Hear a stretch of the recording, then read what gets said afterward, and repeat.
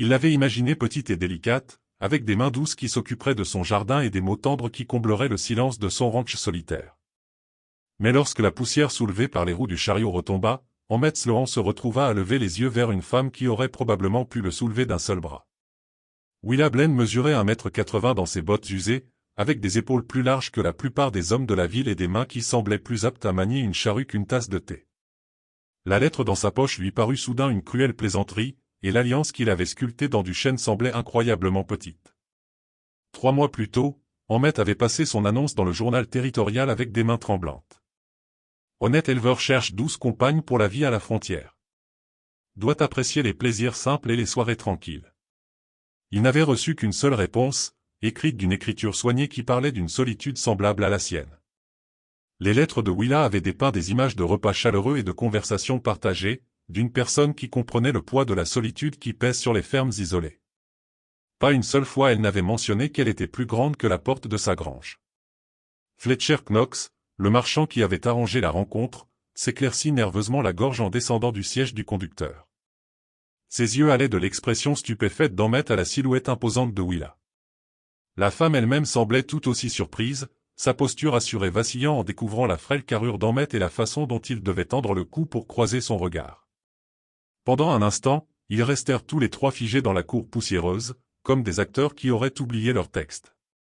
Le silence s'étira jusqu'à devenir insupportable. Emmett sentit les regards curieux de ses voisins qui s'étaient rassemblés pour assister à l'arrivée de son épouse par correspondance. Madame Henderson de l'épicerie générale chuchota quelque chose à son mari derrière sa main. Le jeune Tommy Morrison pointa même du doigt avant que sa mère ne lui rabaisse vivement le bras. Toute la scène ressemblait à un spectacle public qui avait mal tourné, et les joues d'Emmett brûlaient d'une gêne qui n'avait rien à voir avec le soleil de l'après-midi. Willa parla enfin, sa voix plus grave qu'il ne s'y attendait, mais pas méchante. « Vous devez être Emmett. » Elle tendit une main qui engloutit la sienne lorsqu'il la lui offrit à contre-cœur. Sa poignée était ferme mais prudente, comme si elle était consciente de sa propre force. « Je suppose que nous devrions parler. » La façon dont elle le dit suggérait qu'elle avait les mêmes doutes qui traversaient son esprit. Fletcher Knox sentit la tension et s'empressa de décharger l'unique malle de Willa du chariot. Elle était plus grande qu'Emmett ne l'avait prévu, renforçant la prise de conscience croissante que rien dans cet arrangement n'allait correspondre à ses attentes. Les mouvements précipités du marchand trahissaient son propre malaise face à la situation délicate qu'il avait contribué à créer. Mais alors qu'Emmett regardait Willa inspecter son modeste ranch avec ce qui semblait être un intérêt sincère plutôt que de la déception, quelque chose d'inattendu se produisit. Elle ne plissa pas le nez devant la simple cabane ou les rustines de la clôture du corral. Au lieu de cela, elle hocha la tête d'un air approbateur en voyant son potager bien entretenu et la pile de bois de chauffage bien rangée près du porche. Quel que soit le choc qu'elle ressentait face à son apparence, elle le gardait pour elle avec une grâce qu'il n'attendait pas de quelqu'un qui semblait pouvoir le briser en deux. Le lendemain de l'arrivée de Willa amena une crise qu'aucun d'eux n'avait anticipée. Le taureau primé d'Emmett, Dakota, avait réussi à franchir la clôture renforcée pendant la nuit et se tenait maintenant, provocateur, au milieu du magnifique jardin de fleurs de Madame Henderson, 3 propriétés plus loin. L'animal massif détruisait systématiquement des mois de culture soignée, et les cris furieux de Madame Henderson pouvaient être entendus à travers toute la vallée. Emmett se tenait à la balustrade de son porche, se tordant les mains en regardant le désastre se dérouler. Dakota pesait près de 900 kilos et avait le tempérament d'un nuage d'orage les meilleurs jours. Le taureau avait déjà chargé 2 des voisins qui avaient tenté de l'approcher, les envoyant se démener par-dessus les clôtures dans une retraite peu digne. La situation devenait rapidement le genre de scandale de voisinage qui poursuivrait Emmett pendant des années. « Vous ne pouvez pas l'attraper au lasso d'ici », observa calmement Willa à côté de lui. Elle était apparue à son coup de sang qu'il s'en aperçoive, se déplaçant avec une quiétude surprenante pour quelqu'un de sa taille. Ses yeux étaient fixés sur le taureau avec une expression qu'Emmett ne parvenait pas à déchiffrer. Et ces hommes là-bas vont se faire piétiner s'ils continuent de l'approcher de front comme ça. Emmett hocha misérablement la tête. Dakota a toujours été têtu, mais jamais comme ça. Je ne sais pas ce qui lui a pris. La vérité était qu'il redoutait ce scénario exact depuis le jour où il avait acheté le taureau. Il n'avait ni la force physique ni l'expérience pour maîtriser un si grand animal lorsqu'il décidait de ne pas coopérer.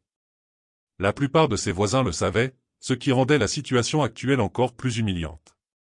Sans prévenir, Willa descendit du porche et commença à marcher vers le chaos d'un pas long et déterminé. Ahmed se dépêcha de la suivre, ses jambes plus courtes travaillant 2 fois plus pour rester à sa hauteur. Willa, attendez. Il est dangereux quand il est agité comme ça. Vous ne devriez pas.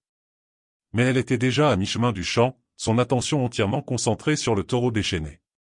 En s'approchant de la propriété de Madame Henderson, Ahmed put voir toute l'étendue des dégâts. Des rosiers qui avaient mis 3 ans à s'établir étaient piétinés dans la terre. Les bordures de pierre soigneusement arrangées avaient été dispersées comme des jouets. Madame Henderson elle-même se tenait sur les marches de son perron, le visage rouge de fureur, lançant un flot d'accusations à quiconque se trouvait à portée de voix. Quand elle aperçut Ahmed approcher, sa voix monta d'une octave. « Ce monstre vous a tout détruit, cria-t-elle. Regardez mon jardin. Regardez-le. Vous allez payer pour chaque plante, Ahmed Sloan. Et si vous ne pouvez pas contrôler votre bétail, vous n'avez rien à faire à en posséder. » Les autres voisins hochèrent la tête en signe d'accord, leurs expressions allant de la sympathie à une hostilité ouverte. Willa ignora complètement l'agitation. Elle étudia les mouvements de Dakota avec le genre d'attention concentrée habituellement réservé à la lecture d'un texte difficile. Le taureau grattait le sol près de ce qui restait d'un rosier, sa tête massive baissée d'une manière qui suggérait qu'il se préparait à une autre charge. 2 autres hommes étaient arrivés avec des cordes, mais ils se tenaient à une distance de sécurité, clairement réticents à se mettre à portée de ses cornes à l'allure menaçante. Puis Willa fit quelque chose qui arrêta le cœur d'Ahmed. Elle enjamba la clôture et commença à marcher directement vers l'animal agité, les mains vides et ses mouvements lents mais confiants. La foule se tut, regardant avec un mélange de fascination et d'horreur cette femme incroyablement grande s'approcher de la bête qui avait fait fuir des hommes adultes. Même Madame Henderson cessa sa tirade, la bouche bée d'incrédulité. La tête massive de Dakota se tourna vers Willa à son approche, ses naseaux se dilatant à chaque lourde respiration. Les yeux du taureau roulèrent, montrant le blanc sur les bords, un signe certain d'un animal poussé au-delà de la raison. Ahmed sentit sa gorge se serrer en regardant son épouse par correspondance marcher calmement vers ce qui semblait être une mort certaine.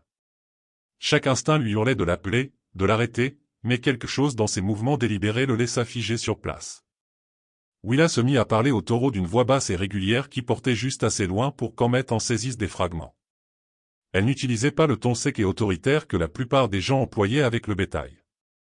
Au lieu de cela, ses mots coulaient comme de l'eau sur des pierres, rythmiques et apaisants. Les oreilles de Dakota tressaillirent et son grattement du sol ralentit progressivement. La foule de spectateurs retint son souffle collectif alors que la femme et la bête se regardaient à travers 3 mètres de jardin piétiné. Doucement, grand gaillard, murmura Willa, tendant une main, paume vers le haut, en direction de Dakota. Tu n'es pas vraiment en colère, n'est-ce pas? Juste confus et loin de chez toi. Elle fit un autre pas en avant, et le cœur d'Ahmed martela contre ses côtes. Le taureau pouvait charger à tout moment, et elle n'avait nulle part où fuir dans l'espace clos du jardin de Madame Henderson. Mais Dakota ne chargea pas. Au lieu de cela, quelque chose d'extraordinaire se produisit. La respiration de l'animal massif commença à se régulariser, et sa posture agressive se détendit progressivement. Willa continua son approche, sans jamais rompre le contact visuel, sans jamais presser ses mouvements. Lorsqu'elle fut assez proche pour le toucher, elle tendit la main et la posa sur son énorme cou, juste derrière son oreille gauche. L'effet fut immédiat et surprenant. La tête de Dakota s'abaissa et un son qui ressemblait presque à un soupir s'échappa de sa poitrine. Willa commença à le gratter derrière l'oreille avec des doigts experts et le taureau se pencha contre sa main, tel un chien surdimensionné cherchant de l'affection. La transformation fut si complète que plusieurs personnes dans la foule eurent un hoquet audible. Que quelqu'un aille chercher une longe, lança Willa par-dessus son épaule sans quitter Dakota des yeux. Sa voix portait l'autorité tranquille de quelqu'un habitué à être obéi. Fletcher Knox se précipita pour obtempérer, revenant rapidement avec une solide corde de la grange d'Ahmed. Willa façonna un simple licol avec des mouvements si fluides qu'il semblait répéter. En quelques minutes, elle guidait Dakota hors du jardin en ruine, aussi docilement qu'un agneau. Le taureau la suivit sans résistance, son agressivité antérieure complètement oubliée. Les voisins assemblés s'écartèrent comme l'eau devant eux, leur visage affichant un mélange d'étonnement et de perplexité. Madame Henderson se tenait sans voix sur les marches de son porche, son discours préparé sur le contrôle du bétail mourant sur ses lèvres. En passant devant Ahmed, Willa croisa son regard et lui offrit un petit sourire qui transforma tout son visage. Pour la première fois depuis son arrivée, il vit au-delà de sa taille intimidante quelque chose de plus chaleureux en dessous. Votre clôture a un poteau fragile dans le coin nord, dit-elle nonchalamment, comme si dompter des taureaux enragés était quelque chose qu'elle faisait chaque matin avant le petit déjeuner.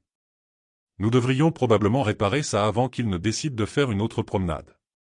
La nouvelle de l'exploit de Willa avec le taureau se répandit dans la colonie plus vite qu'une traînée de poudre. Dans l'après-midi, un flot continu de voisins avait trouvé des prétextes pour visiter le ranch d'Emmett. Leur curiosité était à peine dissimulée derrière des offres de repas de bienvenue et de conseils de jardinage. Chaque visiteur jetait des regards furtifs à Willa alors qu'elle travaillait aux côtés d'Emmett pour réparer la clôture endommagée. Leur conversation chuchotée créait un courant sous-jacent de spéculation qui le mettait de plus en plus mal à l'aise.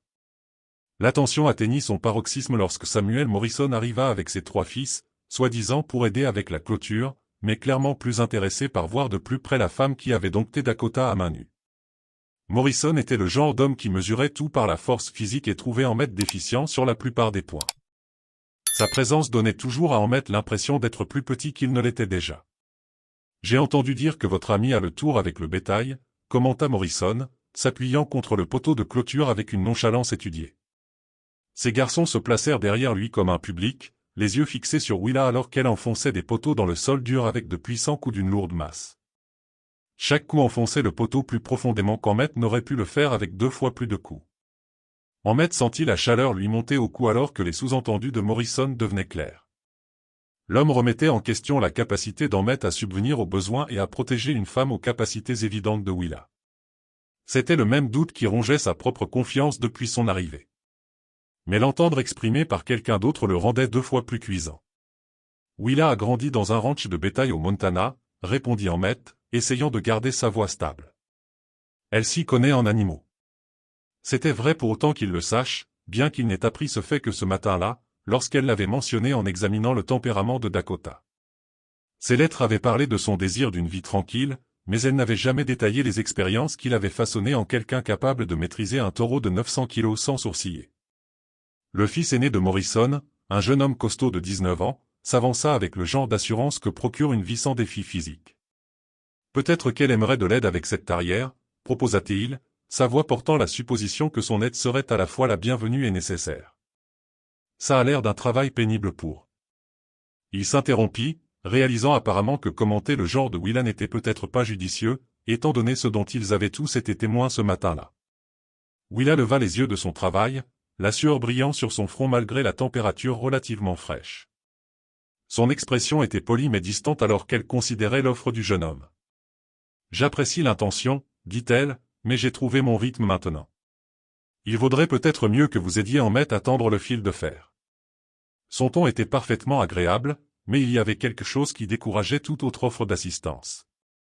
Le rejet piqua l'orgueil du garçon d'une manière immédiatement visible. Ses épaules se raidirent et sa mâchoire se serra alors qu'il réalisait que cette femme inhabituelle n'avait aucun besoin de sa force ou de sa protection. Les autres fils de Morrison échangèrent des regards qui en disaient long sur leur confusion collective quant à la dynamique sociale appropriée de la situation. Emmett observa l'interaction avec une inquiétude croissante. Il pouvait voir les rouages tourner dans la tête de Morrison, les calculs sur le pouvoir, la perception et le statut social. Les hommes comme Morrison vivaient selon des règles claires sur qui était fort et qui était faible, qui menait et qui suivait. La présence de Willa perturbait ces règles d'une manière qui mettait certaines personnes mal à l'aise. Mais ce qui troublait le plus Emmett était sa propre réaction. Une partie de lui était fière de la compétence et de l'indépendance de Willa. Une autre partie se demandait si sa force ne mettait pas en évidence ses propres insuffisances d'une manière qui deviendrait impossible à ignorer. Ce soir-là, alors que les derniers voisins curieux partaient enfin, Emmett se retrouva seul avec Willa pour la première fois depuis son arrivée. Le silence entre eux semblait plus lourd que l'air humide qui précède un orage. Ils étaient assis aux extrémités opposées de son petit porche. L'espace entre eux se mesurait non seulement en pieds, mais aussi par le poids des doutes non exprimés et des attentes déçues. Willa rompit le silence la première, sa voix portant une lassitude qui n'était pas là lorsqu'elle avait affronté le taureau. « Ce n'est pas ce à quoi nous nous attendions, n'est-ce pas ?»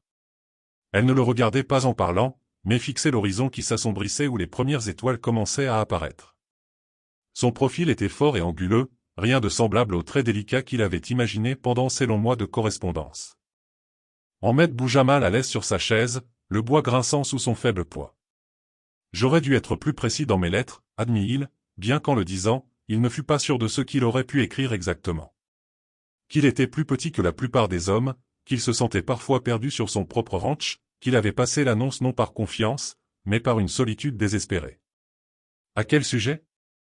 Willa se tourna pour lui faire face, et sa franchise le prit au dépourvu. Sur le fait d'être plus petit que la moyenne, d'avoir des voisins qui mesurent la valeur d'un homme au poids qu'il peut soulever. Il n'y avait aucune moquerie dans sa voix, mais il y avait une compréhension aiguë qui fit se demander à Ahmed quelles expériences lui avaient appris à reconnaître de telles choses si rapidement.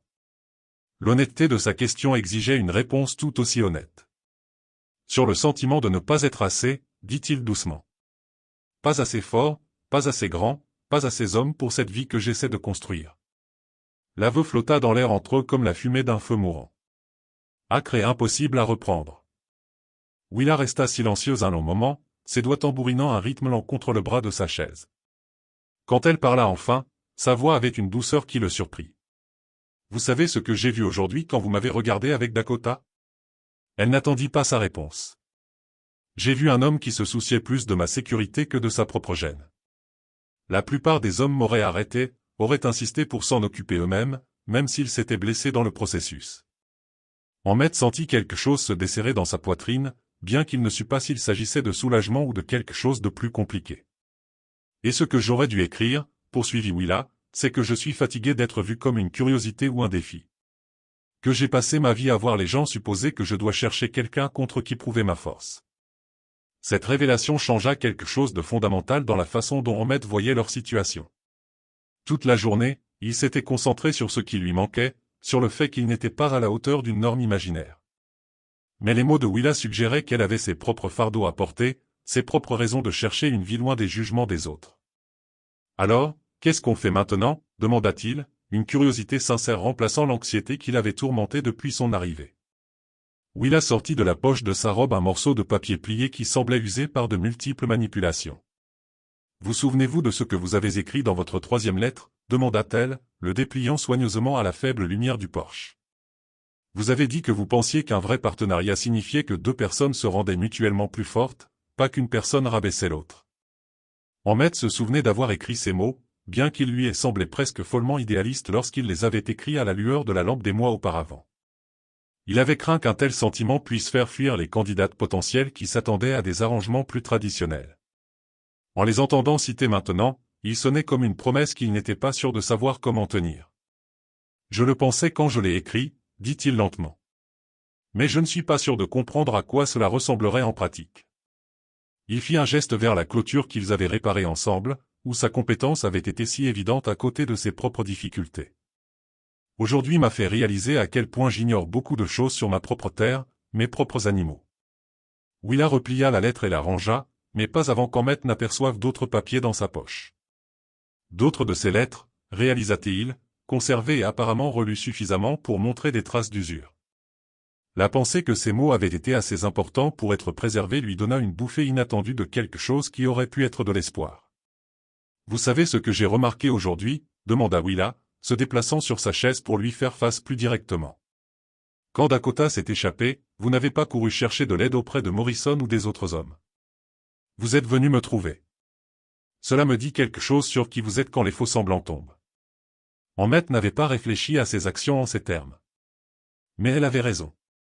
Lorsque la crise a frappé, son instinct avait été de se tourner vers elle. Non pas parce qu'il s'attendait à ce qu'elle résolve ses problèmes, mais parce que, d'une manière ou d'une autre, il avait senti qu'elle comprendrait ce qu'il fallait faire. C'était un niveau de confiance qui le surprenait étant donné qu'ils s'étaient rencontrés si récemment. Dans ma dernière lettre, poursuivit Willa, j'ai écrit que j'étais fatigué d'être seul. Mais je ne voulais pas seulement dire seul physiquement. Je voulais dire seul avec mes pensées, mes luttes, mes rêves de ce que la vie pourrait être si je trouvais la bonne personne avec qui la partager. Elle fit une pause, étudiant son visage dans l'obscurité grandissante. Je pense que nous avons peut-être tous les deux passé une annonce pour que quelqu'un nous sauve de la solitude. Mais ce dont nous avons peut-être réellement besoin, c'est de quelqu'un avec qui être seul parfois, et fort à d'autres moments. La distinction qu'elle faisait semblait importante, bien qu'Ahmed ne fût pas entièrement sûr d'en saisir toutes les implications. Les arrangements matrimoniaux traditionnels dans leur communauté semblaient suivre des schémas prévisibles. L'homme fournissait protection et ressources. La femme fournissait des compétences domestiques et de la compagnie. Ce que Willa suggérait semblait plus complexe et plus honnête que ses rôles familiers. Alors, on essaie, dit-il finalement. On essaie de voir à quoi ressemble un partenariat quand il ne correspond pas aux schémas habituels. Ce n'était pas une question, mais Willa hocha la tête quand même, son expression sérieuse, mais non sans chaleur. Mais d'abord, dit-elle en se levant et en époussetant sa jupe, vous allez me montrer comment vous comptez me demander en mariage, car techniquement, nous ne sommes encore que deux étrangers qui se trouvent à partager un Porsche. Son ton était léger, mais il y avait quelque chose dans ses yeux qui suggérait que la formalité comptait plus pour elle qu'elle ne le laissait paraître. Ahmed sentit son pouce accélérer en réalisant qu'elle avait raison. Dans toute la confusion et la gêne de son arrivée, il n'avait jamais abordé la question fondamentale de savoir s'il voulait procéder au mariage. Les mains d'Ahmed tremblaient légèrement alors qu'il fouillait dans la poche de son gilet et en retirait la petite boîte en bois qu'il portait depuis l'aube. À l'intérieur se trouvait la bague qu'il avait sculptée dans un morceau de chêne tombé lors des tempêtes de l'hiver dernier, sa surface polie par des heures de travail minutieux. Elle était simple et sans fioritures, rien de comparable aux anneaux d'or que les hommes plus riches pouvaient se permettre. Mais il avait mis des mois d'espoir dans sa création. J'avais prévu de faire ça correctement, dit-il, sa voix à peine plus qu'un murmure. D'attendre que nous ayons parlé, jusqu'à ce que je sois sûr que vous n'étiez pas déçu par. Il fit un geste vague vers lui-même, vers le modeste ranch, vers tout ce qui n'était pas ce à quoi elle aurait pu s'attendre.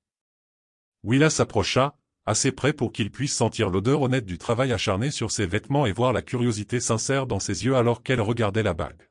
« Puis-je » demanda-t-elle, tendant la main vers la boîte. Quand il hocha la tête, elle souleva délicatement la bague, la faisant tourner au clair de lune pour examiner le grain du bois et la finition lisse qu'il avait obtenue. « Vous avez fait ça vous-même » dit-elle.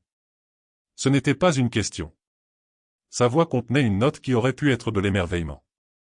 Combien de temps ça a pris? En parlant, elle glissa la bague à son doigt, testant l'ajustement. Elle était trop petite, comme Ahmed l'avait craint, s'arrêtant à sa deuxième phalange au lieu de se loger complètement. 3 mois, admit Ahmed, le cœur serré en voyant la bague refuser de s'adapter correctement. Je l'ai commencé le lendemain de la réception de votre première lettre. L'échec de quelque chose de si fondamental lui semblait être une métaphore de tout ce qui avait mal tourné depuis son arrivée. Il avait imaginé ses mains délicates, avait sculpté la bague pour correspondre à son fantasme plutôt qu'à la réalité.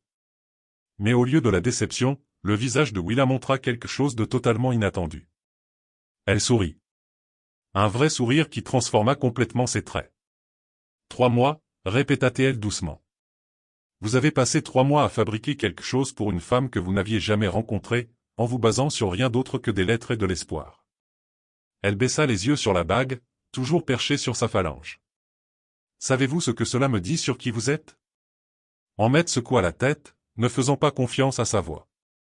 La soirée avait déjà contenu plus d'honnêteté émotionnelle qu'il n'en éprouvait habituellement en un mois, et il se sentait vidé par cette intensité. Ça me dit que vous êtes quelqu'un qui croit qu'il faut prendre soin des choses importantes, dit Willa. Quelqu'un qui met de la pensée et de l'effort pour créer quelque chose de beau, même quand personne ne regarde pour juger votre travail. Elle retira la bague de son doigt et la tint entre eux. Et quelqu'un d'assez pratique pour savoir que les bagues peuvent être redimensionnées, mais le caractère, non.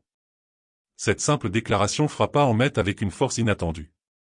Toute la journée, il s'était concentré sur les insuffisances physiques, sur les mesures et les comparaisons qui semblaient tant importer à tout le monde autour d'eux.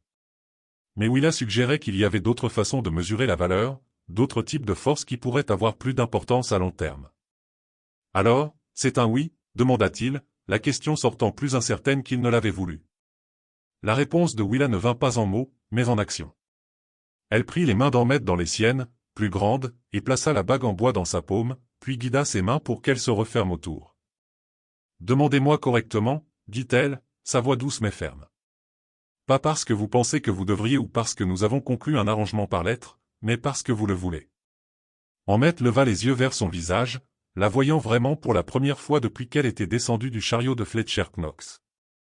Oui, elle était plus grande et plus forte qu'il ne s'y attendait, mais il y avait aussi une gentillesse dans ses yeux qui n'était pas apparue dans leur correspondance.